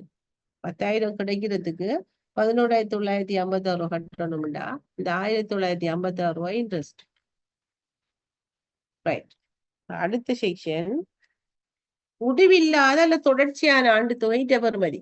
ஒவ்வொரு வருஷமும் ஒரு காசு கிடைக்கும் சொல்றாங்க. எத்தனை வருஷத்துக்கு கிடைக்கும் சொல்லல. நீங்க இப்ப செய்யறதுக்கு ஒரு முதலீடு செஞ்சா உங்களுக்கு ஒவ்வொரு வருஷமும் கிடைக்கும். ஒவ்வொரு மாதமும் உங்களுக்கு வரும் சொல்லுவாங்க. முடிவு காலம் சொல்றல. அதான் சொல்றோம். முடிவில்லாத அல்ல தொடர்ச்சியான ஆண்டு தொகை அப்படின்னு சொன்னா அந்த வாய்ப்பாடு சின்னோண்டு. இன்னைக்கு அடுத்த வாய்ப்பாடு 5வது வாய்ப்பாடு கிடைக்கிற காசை வட்டியால பிரிச்சா சரி அவ்வளவு. உதாரணத்துக்கு இன்னைக்கு நீர் முன்னிலை பங்கு ஒன்றில் 1,00,000 ரூபாய் நீ முதலீடு செய்துள்ளீர். அதிலிருந்து ஒவ்வொரு ஆண்டும் 10,000 ரூபாய் வருமானம் கிடைக்கின்றது. அவ்வருமானத்தின் இட்டை பெறுவதை கணிப்பிடுக. வட்டி வீதம் அவ்வளவு 12 வீதம் என கொள்க.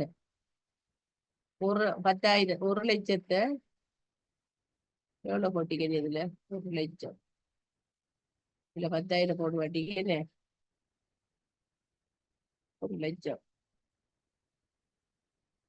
அதே தசம் 1, 2 பிரிங்க.